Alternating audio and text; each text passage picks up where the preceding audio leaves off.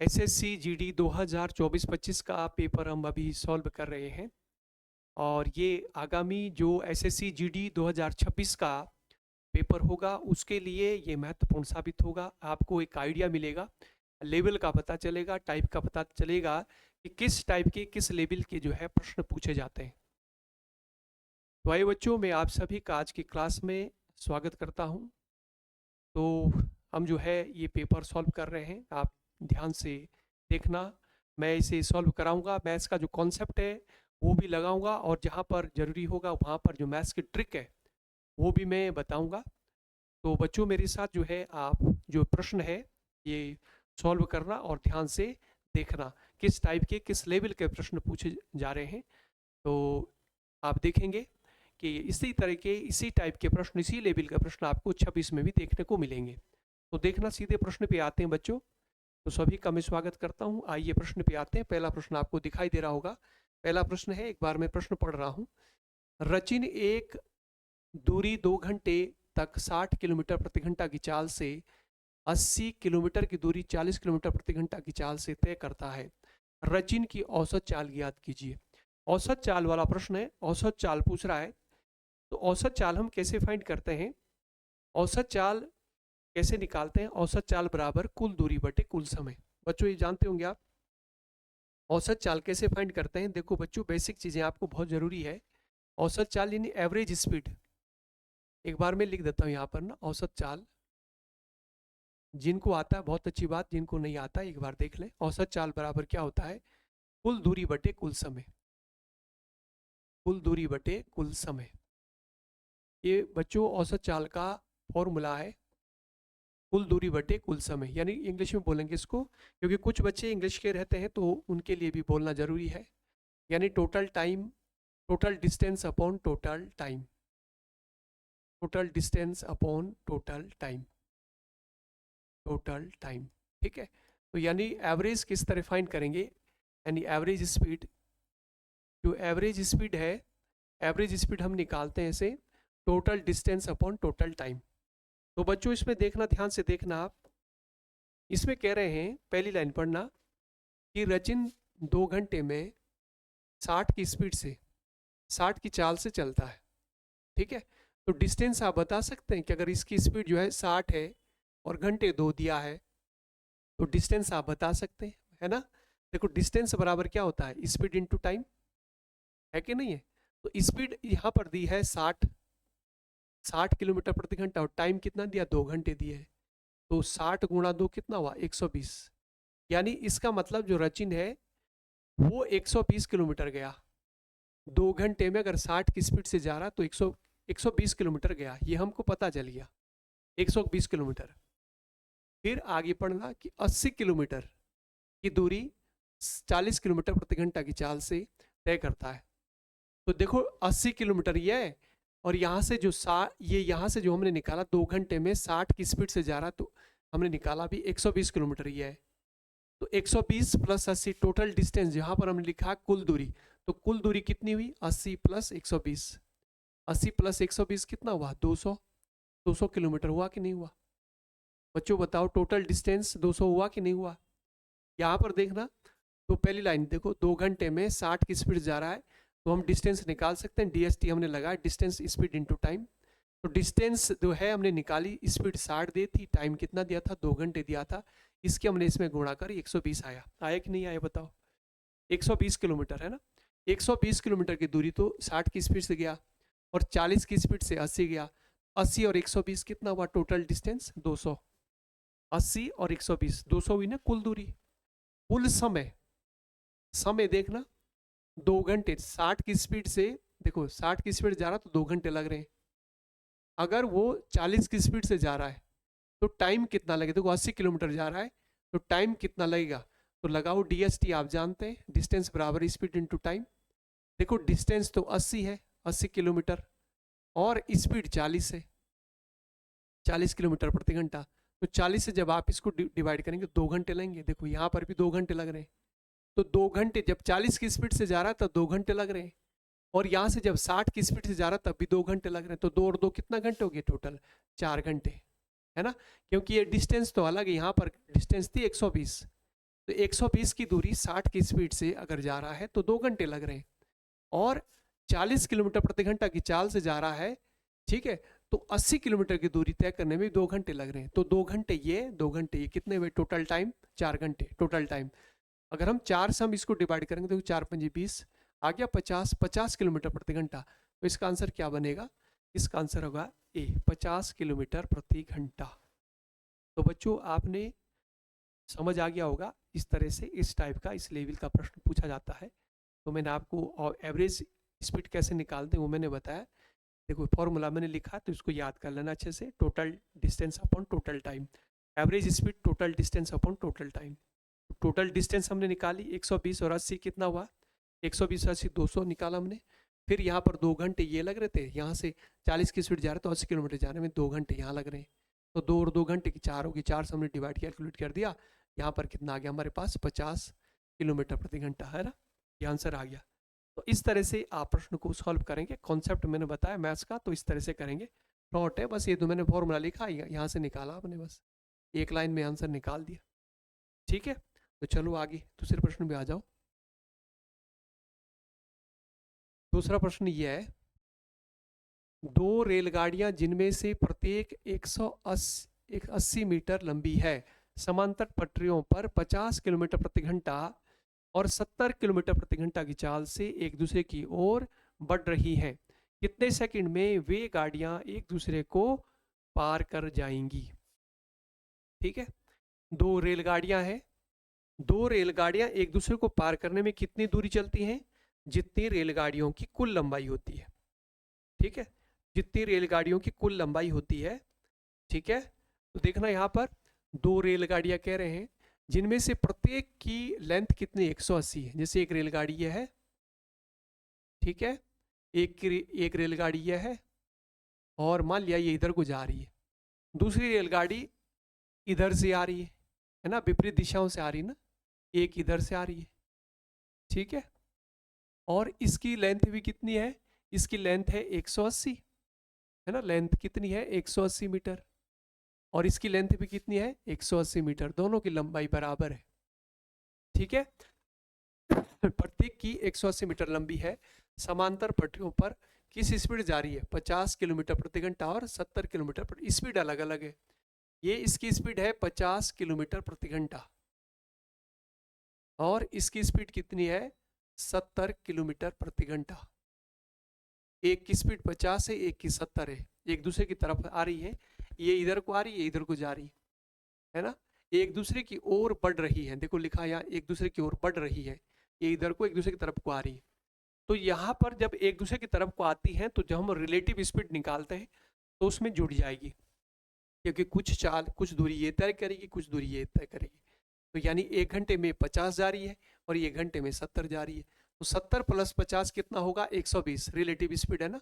तो हम फॉर्मूला लगाएंगे यहाँ पर DST, है ना, DST हम लगाएंगे, डिस्टेंस बराबर स्पीड इनटू टाइम, होता कि नहीं होता?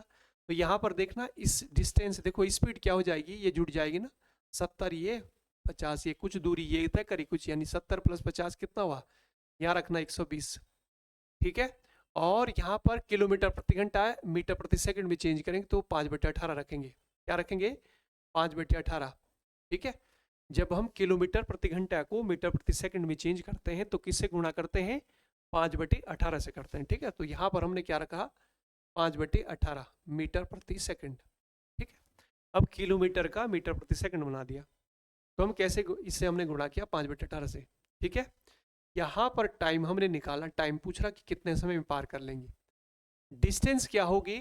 डिस्टेंस देखो 180 ये है, 180 है, तो एक दूसरे को क्रॉस करने में कितना टाइम, कितनी दूरी चलेगी? 180 180 कितना, दोनों को जोड़ देंगे कितना? 360 मीटर, 360 मीटर, ठीक है। तो मीटर से मीटर ये कट जाएगा, यहाँ पर 0 से 0 काट दो, 12 से डिवाइड करो, 12 3 36, 3 आ गया इधर, आया कि नहीं आया? देखो 3 इधर, 3 आ गया इधर, 18 इधर जाएगा, देखो क्रॉस मल्टीप्लाई होगा इधर, 18 3 18 3 54, 54 बटे, और ये 5 इधर आएगा नीचे यहाँ पर, और सेकंड, इतने सेकंड लगेंगे, ठीक है। 5 से अगर डिवाइड करते हो तो 5 × 5 0, और 5 लगभग यह हो गया 10.8। तो इसका सही आंसर क्या बनेगा? 10.8, ये इसका सही आंसर होगा। समझ आ गया बच्चों?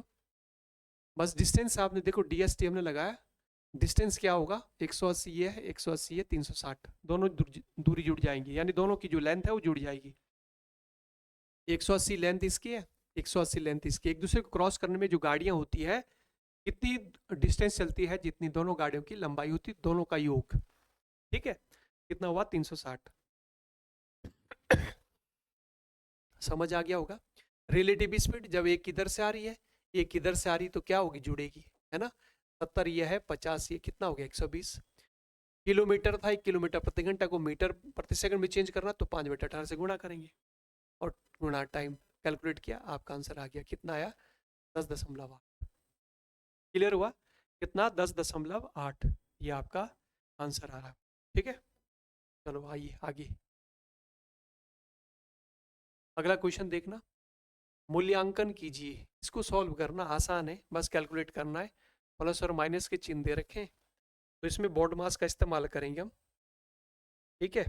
पहले हम जो है क्या करते हैं, जो ब्रैकेट है उसका यूज करेंगे, ठीक है। फिर जो है देखो बोर्ड मास का यूज करते हैं इसमें ना, बोर्ड मास आप जानते होंगे BDMAS, ठीक है। पहले ब्रैकेट, फिर ऑफ, फिर डिवीजन, है ना, मल्टीप्लाई, एडिशन एंड सब्ट्रैक्शन। तो सबसे देखो ब्रैकेट, ब्रैकेट का यूज करते हैं सबसे पहले, तो इसमें देखना ये तो -9 है, अगर ब्रैकेट के बाहर आएगा तो 9 ही रहेगा, माइनस माइनस प्लस, ये प्लस हो जाएगा 60। देखो यहाँ पर डिवाइड है, तो डिवाइड जो है, डिवाइड का मतलब ये नीचे आएगा, इसके नीचे देखो यहाँ पर माइनस का बाहर डिवाइड करना है, इसका भाग इसमें देना है। प्लस और माइनस की गुणा क्या होती है, माइनस होती है, गुणा 9।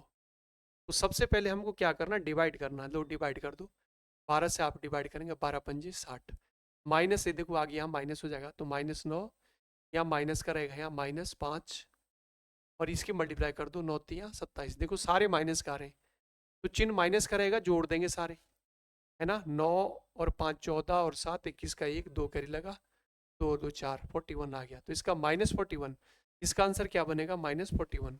बच्चों ये इसका आंसर हो गया, इस तरह से करना, ठीक है, आसान है। चलो आइए अगले क्वेश्चन पे आ जाओ। ये क्वेश्चन देखो, पेट्रोल के मूल्य में प्रति लीटर 60% की वृद्धि होती है, इसकी खपत में कितने प्रतिशत की कमी की जाए ताकि इस पर होने वाले खर्च में केवल 12% की वृद्धि हो।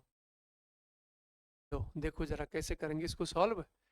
पेट्रोल के मूल्य में वृद्धि हो गई, 60% बढ़ गया रेट, ठीक है। तो पहले हम मान लेते हैं कि मान लिया पहले पेट्रोल जो है कितने लीटर खर्च होता था, हमने मान लिया कि पहले पेट्रोल खर्च होता था 100 लीटर। मान ले बच्चों कि पहले लीटर कितना लगता था, पेट्रोल खर्च होता था 100 लीटर की खपत होती थी, मान लिया पहले कितना खर्च होता था, कितना खर्च होता था, 100 लीटर खर्च होता था। और हमने मान लिया कि 1 लीटर की कीमत कितनी थी, 1 लीटर की कीमत हमने मान ली कि 100 रुपए। पहले 1 लीटर की जो कीमत थी प्रति लीटर है, एक एक एक लीटर की कीमत हम मान लेते थे ना 1 लीटर, ठीक है। 1 लीटर की कीमत या मूल्य, 1 लीटर का मूल्य, 1 लीटर का मूल्य हमने मान लिया कि मान लिया 100 रुपए था। तो पहले मान लिया कि 100 लीटर खर्च होते थे, 1 लीटर का मूल्य 100 रुपए है, तो टोटल खर्चा कितना हो रहा, ये गुणाइए, है ना। अगर हम इसकी गुणा करेंगे दोनों, तभी कितना होगा, यहाँ पर टोटल खर्चा था 10,000, फिर होगा कि नहीं होगा। जैसे अगर 100 लीटर खर्च हो रहे हैं, 1 लीटर 100 रुपए का है, तो 100 लीटर कितने के होगी, 100 गुणा 100 10,000 के। अब आगे कह रहे हैं कि खपत में कितने % की कमी करें ताकि इस पर होने वाला जो खर्च है उसमें केवल 12% की वृद्धि हो।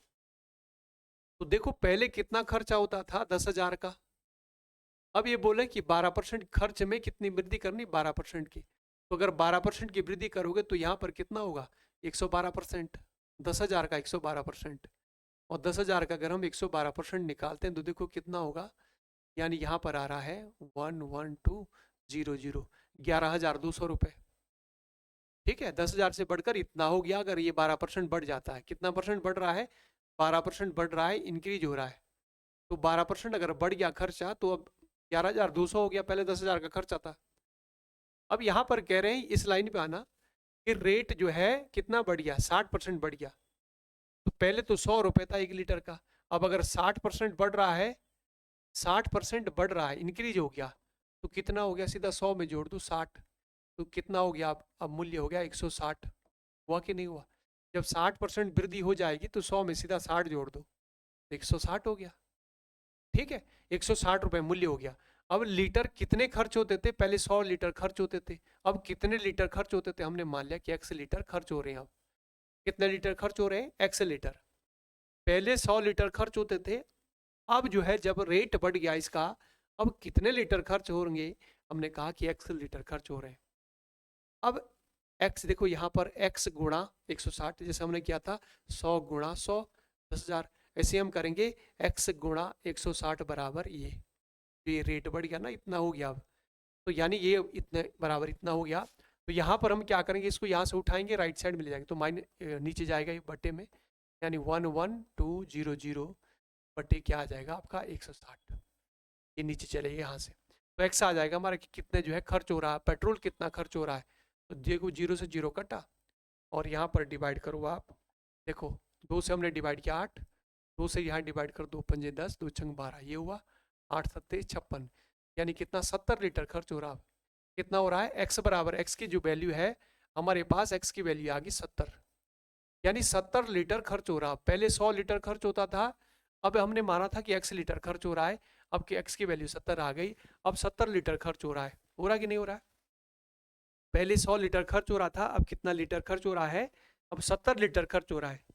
तो कितना परसेंट कम करा, देखो 100 से 70 पे आ गया, तो कितना परसेंट कम हुआ, निकालो जरा आप। 100 पहले खर्च होता था, अब 70 खर्च हो रहा है, तो बताओ कितने परसेंट कमी आई है, परसेंट कमी निकालो बच्चों, परसेंट कमी निकालो। परसेंट कमी कैसे फाइंड करेंगे, जैसे पहले 100 लीटर खर्च होता था, अब केवल 70 खर्च हो रहा है, 70 लीटर, तो कितने प्रतिशत की कमी आई है। तो प्रतिशत कमी कैसे निकालेंगे, देखो 100 लिखेंगे ऐसे, 100 माइनस 70, और नीचे क्या करना आपने, 100 लिखना है, ठीक है, और इंटू 100% में निकालना, तो 100% ऐसे। तो यहाँ पर देखो, इसमें से 100 में से 70 माइनस करेंगे तो 30 बचा, नीचे 100 है, और यहाँ पर क्या 100%, तो देखो 100 से 100 कटा, कितना आया 30%, कितना परसेंट की कमी आई है, 30% की कमी आई है ना। ठीक है, और डायरेक्ट आप ऐसे भी निकाल सकते हैं, 100 लीटर माना है, तो यहाँ पर हमारे x 70 आ रहा है ना, 70 लीटर आ रहा है, अब खर्च 70 हो रहा है, तो सीधा सीधा 100 में से 70 घटा दो, 30% आ रहा है। कितना परसेंट आ रहा है, 30%। देखो अब खर्च हो रहा है 70%, पहले हमने 100 माना था, अब 70 खर्च हो रहा है, तो कितना 100 में से 70 माइनस किया, 30% का जो है कमी आई है।